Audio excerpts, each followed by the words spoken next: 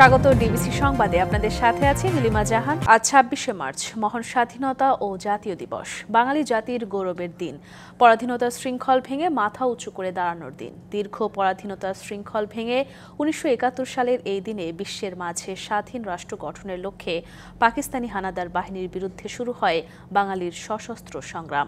৯ মাসের সংগ্রাম শেষে অর্জিত হয় স্বাধীনতা। ২৪শের গণঅভ্যুত্থানের পর তরুণ প্রজন্ম গণতন্ত্র, সমতা ও উন্নত বাংলাদেশের স্বপ্ন দেখছে। তারুণ্য মানেই এমন উচ্ছ্বাস। বিশ্ববিদ্যালয় জীবনের মাস্টার্সের পরীক্ষা শেষে দিনটিকে স্মৃতিময় করে রাখতে ফ্রেমবন্দি হচ্ছেন সবাই মিলে। ২৪শের অভ্যুত্থানের পর স্বাধীনতা দিবসে কেমন বাংলাদেশ দেখতে চান এই তরুণেরা? প্রশ্ন ছিল তাদের কাছে। ডেমোক্রেসি থাকবে, সবার সমঅধিকার থাকবে।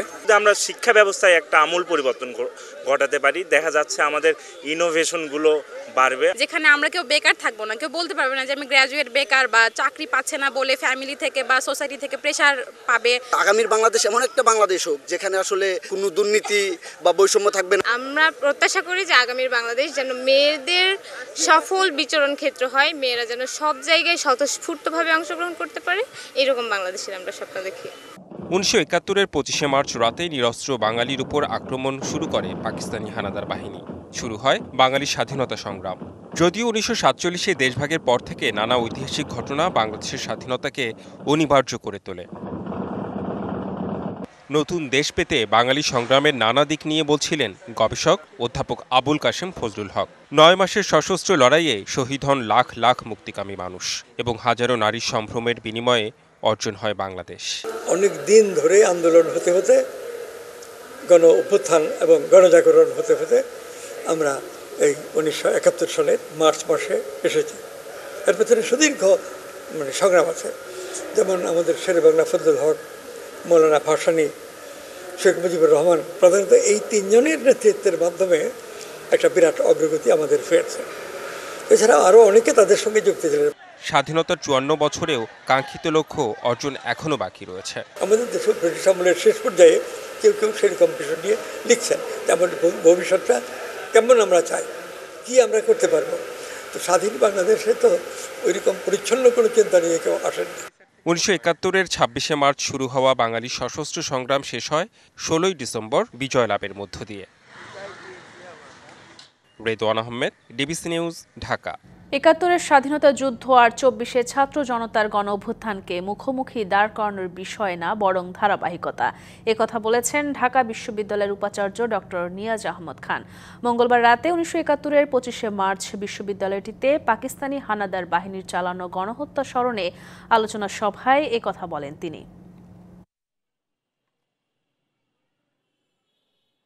২৫শে মার্চ গণহত্যা দিবসে ঢাকা বিশ্ববিদ্যালয় ক্যাম্পাসে কর্তৃপক্ষের আয়োজন মোমবাতি প্রজ্বালন ও আলোচনা সভা। এ সময় ১৯৭১ সালে ঢাকা বিশ্ববিদ্যালয়ে পাকিস্তানি হানাদার বাহিনীর হত্যাযজ্ঞের প্রামাণ্যচিত্র দেখানো হয়। অনুষ্ঠানে উপাচার্য বলেন, স্বাধীনতা যুদ্ধ আমাদের মেরুদণ্ড সোজা করে দাঁড়াতে শিখিয়েছে, আর এর ধারাবাহিকতা এসেছে ২৪শের বৈষম্য বিরোধী বাংলাদেশের স্বপ্ন। স্মরণ করার বিষয় আছে, কৃতজ্ঞ থাকবার বিষয় আছে, হাত তুলে তাদের জন্য দোয়া জানাবার বিষয় আছে। এটি আমাদের জাতীয় দায়, এটি যেন আমরা ভুলে না যাই। এখন একটা প্রবণতা হচ্ছে যে আমরা তুলনা করা শুরু করি ২৪-এর সাথে ৭১-এর, ৫২-এর সাথে ৭১-এর। এই প্রতিটি ঘটনা আমাদের জাতীয় জীবনের পরিচয় প্রদানকারী মাইল ফলক। এদেরকে মুখোমুখি দাঁড় করাবার কোনো সুযোগ। গণহত্যাকে স্মরণ করে প্রদর্শনীর আয়োজন করে জগন্নাথ হলও। নিহতদের স্মরণে হলের মন্দিরে বিশেষ প্রার্থনার আয়োজন করা হয়। নিহতদের আত্মার শান্তি চান ছাত্র শিক্ষক সকলেই। এদিকে ২৫শে মার্চ গণহত্যা দিবসে ঢাকা বিশ্ববিদ্যালয় সহ সারা দেশে রাত ১০টা ৩০ থেকে ১০টা ৩১ পর্যন্ত ১ মিনিট প্রতীকী ব্ল্যাকআউট পালন করা হয়। Farhaduzzaman, DBC news, Dhaka. জুলাই গণ অভ্যুত্থানে পরাজিত শক্তির বড় হাতিয়ার হচ্ছে গুজব। এর পেছনে সীমাহীন অর্থ ব্যয় করা হচ্ছে, এই কথা জানিয়েছেন প্রধান উপদেষ্টা ডক্টর মোহাম্মদ ইউনূস। জাতির উদ্দেশ্যে দেয়া ভাষণে তিনি আরও বলেন, যারা গণহত্যায় জড়িত ছিল, নির্বিচারে মানুষ হত্যা করে খুনি হিসেবে বিশ্বের কাছে স্বীকৃত, তাদের বিচার এদেশের মাটিতেই হবে। আগামী ডিসেম্বর থেকে আগামী বছরের জুনের মধ্যে নির্বাচন হবে বলে আবারও জানালেন প্রধান উপদেষ্টা। ২৫শে মার্চ থেকেই এদেশের মানুষের সশস্ত্র প্রতিরোধ গড়ে তুলেছিল। মঙ্গলবার সন্ধ্যায় মহান স্বাধীনতা দিবস ও ঈদুল ফিতর উপলক্ষে জাতির উদ্দেশ্যে ভাষণ দেন অন্তর্বর্তী সরকারের প্রধান উপদেষ্টা ডক্টর মোহাম্মদ ইউনূস। দায়িত্ব নেয়ার পর তার সরকারের চ্যালেঞ্জগুলো তুলে ধরেন প্রধান উপদেষ্টা। মূল্যস্ফীতি নিয়ন্ত্রণ, ব্যাংকিং খাতের চ্যালেঞ্জ সহ অর্থনীতির বিভিন্ন পরিস্থিতি তুলে ধরে বলেন তার সরকারের চেষ্টায় অর্থনীতিতে শৃঙ্খলা ফিরতে শুরু করেছে। দেশের সকল জায়গা থেকে খবর এসছে যে এই রমজানের দ্রব্যমূল্য আগের তুলনায় কমেছে, জনগণ স্বস্তি পেয়েছে। দাম নিয়ন্ত্রণে এই প্রচেষ্টা চলমান থাকবে। ব্যাংকিং খাতে শৃঙ্খলা ফিরেছে। ক্রমান্বয়ে অর্থনীতির অপরাপর সুযোগগুলো ইতিবাচক ধারায় ফিরতে শুরু করেছে। প্রধান উপদেষ্টা বলেন সরকারের প্রচেষ্টায় রপ্তানি বেড়েছে, খুলতে যাচ্ছে সংযুক্ত আরব আমিরাতের শ্রম বাজার। সব কাজ দুর্নীতিমুক্ত করতে সর্বাধিক অগ্রাধিকার দিচ্ছে তার সরকার। এই জন্য ই-ফাইলিং চালুর সিদ্ধান্ত নিয়েছে অন্তর্বর্তী সরকার। সম্প্রতি আমি সংযুক্ত আরব আমিরাতে গিয়েছিলাম। তারা বিগত সরকারের সময় আমাদের ভিসা বন্ধ করে দিয়েছিল। আমরা সেই দেশের ভিসার দরজা খোলার চেষ্টা চালিয়ে যাচ্ছি। সরকারের সঙ্গে দৈনন্দিন, মাসিক বা বার্ষিক রুটিন কাজের জন্য যেন কোনো নাগরিককে সশরীরে কোনো সরকারি অফিসে উপস্থিত হতে না হয়। দুর্নীতি প্রতিরোধের অংশ হিসেবে সরকারি সব অফিসে ই-ফাইলিং চালুর সিদ্ধান্ত নেওয়া হয়েছে। জুলাই গণহত্যা নিয়ে জাতিসংঘের প্রতিবেদনের চিত্র তুলে ধরে বিচারের প্রত্যয় ব্যক্ত করেন প্রধান উপদেষ্টা। আমরা কিন্তু যুদ্ধাবস্থায় আছি। গুজব হলো এই জুলাই অভ্যুত্থানের বিরুদ্ধে পরাজিত শক্তির মস্ত বড় হাতিয়ার। গুজব দেখলেই গুজবের সূত্রের সন্ধান করতে থাকবেন, গুজবকে অবহেলা করবেন না। বহু অভিজ্ঞ সমর বিশারদ এই গুজবের পেছনে দিনরাত কাজ করছে। সীমাহীন অর্থ এর পেছনে নিয়োজিত আছে। জাতীয় নির্বাচনের সম্ভাব্য সময় নিয়েও কথা বলেন তিনি। এবছর ডিসেম্বর থেকে আগামী বছরের জুনের মধ্যে নির্বাচন হবে। আমরা চাই আগামী নির্বাচনটি বাংলাদেশের ইতিহাসে সবচেয়ে অবাধ, সুষ্ঠু ও গ্রহণযোগ্য নির্বাচন হবে। প্রধান উপদেষ্টা আরও জানান সব রাজনৈতিক দলের মতামত নেয়ার কাজ করছে ঐকমত্য কমিশন। যেসব বিষয়ে দলগুলো একমত হবে তার তালিকা প্রকাশ করা হবে, যা জুলাই চার্টার বা সনদ নামে প্রকাশ করা হবে। এই তালিকাটাই হবে জুলাই চার্টার বা জুলাই সনদ। মেহের মুনি, ডিবিসি নিউজ, ঢাকা। ক্ষমতায় যেতে বা টিকে থাকতে স্বৈরাচারের মতোই সবকিছুর অপব্যবহার করা হচ্ছে বলে অভিযোগ করেছে বিএনপি। নির্দিষ্ট দলকে সুবিধা দিতে কেউ কেউ নির্বাচন পেছানোর অজুহাত তৈরি করছেন বলেও মন্তব্য করেন দলটির নেতারা। এখনই যারা এলাকায় গিয়ে 100-200 গাড়ি নিয়ে শোডাউন করছে তাদের নেতৃত্ব প্রশ্নবিদ্ধ বলে মনে করেন বিএনপি নেতারা। স্বাধীনতা দিবস সামনে রেখে রাজধানীর ইঞ্জিনিয়ার্স ইনস্টিটিউশন মিলনায়তনে বিএনপির আলোচনা সভা। এতে বক্তব্য রাখেন দলটির সিনিয়র নেতারা। আলোচনায় উঠে আসে ৭১-এর গৌরবোজ্জ্বল ইতিহাস ও সাম্প্রতিক বাংলাদেশের রাজনীতির নানা প্রেক্ষাপট। এ সময় দেশ ও বিএনপির বিরুদ্ধে ষড়যন্ত্রের অভিযোগ আনেন আমির খসরু মাহমুদ চৌধুরী। শেখ হাসিনা এক ধরনের প্রকল্পের মাধ্যমে ক্ষমতা দখল করেছে এবং গণতান্ত্রিক প্রক্রিয়াকে বাধাগ্রস্ত করার জন্য তার একটা প্রকল্প ছিল। কিন্তু আজকে জনগণের প্রশ্ন, আজকে কি কোনো আবার নতুন প্রকল্পের জন্ম হচ্ছে কিনা? ডক্টর খন্দকার মোশাররফ হোসেন বলেন দেশের সংকট সমাধানে নির্বাচনই একমাত্র পথ। এদেশে নির্বাচন যে একমাত্র সমাধান, এটা আর আমরা নতুন করে যুক্তি দিয়ে আমাদের বলা প্রয়োজন হয় না। দলের মহাসচিবের অভিযোগ নির্বাচন পেছানোর নানা অজুহাত তৈরি করা হচ্ছে। নির্বাচনের মধ্য দিয়ে আমাদেরকে গণতন্ত্রে যেতে হবে। আমরা মনে করি না যে আর কোনো সিস্টেম আছে যে সিস্টেম জনগণের কল্যাণ করতে পারে। কিন্তু আজকে নতুন করে ষড়যন্ত্র শুরু হয়েছে যেন এই প্রক্রিয়া পিছিয়ে যায়, বিলম্বিত হয়, অন্য কাউকে সাহায্য করা যায় এবং দেশে একটা নৈরাজ্য সৃষ্টি করা যায়। এলাকায় এলাকায় শোডাউন দেওয়ার রাজনীতিরও তীব্র সমালোচনা করেন মির্জা ফখরুল। বিএনপি তো এত ত্যাগ স্বীকার করেছে, বিএনপি তো ভিত্তি তৈরি করেছে।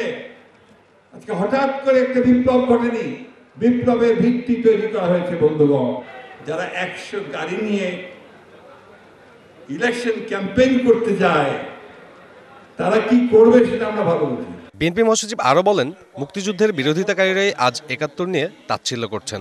নতুন নতুন কুতুব আবির্ভূত হয়েছে। সাব্বির রোজ, ডিবিসি নিউজ, ঢাকা। খুলনা ও রাঙামাটিতে দিন যত যাচ্ছে ততই জমে উঠছে ঈদ বাজার। ক্রেতার সমাগমে সরগরম শপিং মল ও দোকানগুলো। সকাল থেকে গভীর রাত পর্যন্ত পছন্দের পোশাক কিনতে ব্যস্ততা, আর ক্রেতা সমাগমে খুশি ব্যবসায়ীরাও।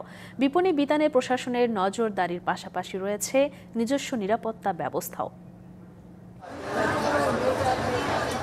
সমাগত ঈদুল ফিতর, ধুম পড়েছে কেনাকাটার। বর্ণিল সাজে সেজেছে খুলনা ও রাঙামাটির বিপণী বিতানগুলো।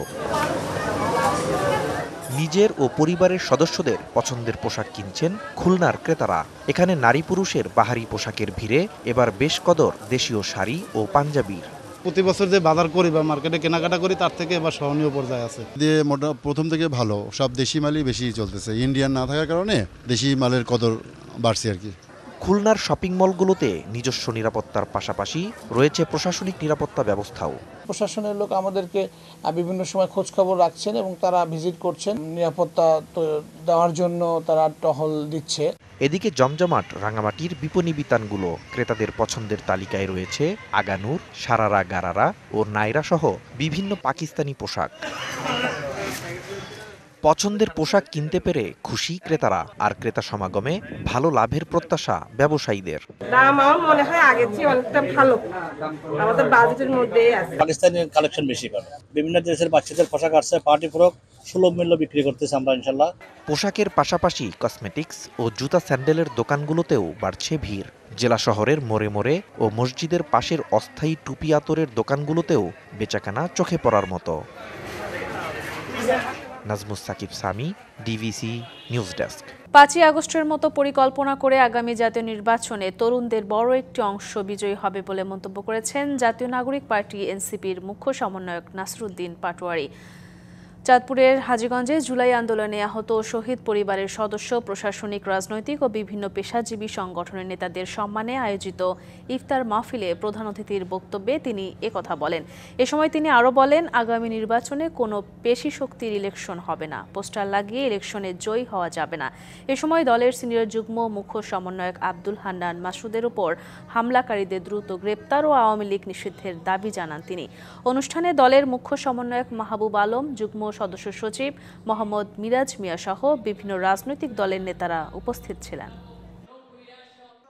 আগামী ইলেকশনে তরুণরা যেভাবে 5 তারিখে লড়াই করে জয় হয়েছিল, তাদের সেই পূর্ণ টেকনিক তারা আবার ইলেকশনে ব্যবহার করবে।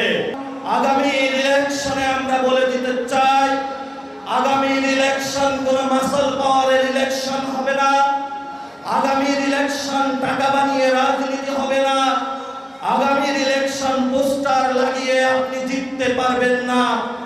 ডিবিসির সংবাদে এই ছিল এখনকার মতো। ডিবিসি নিউজের সংবাদগুলো পড়তে ভিজিট করুন dbcnews.tv আর ভিজিট করুন ডিবিসির ফেসবুক পেজ এবং ইউটিউব চ্যানেল। ডিবিসির সঙ্গেই থাকুন।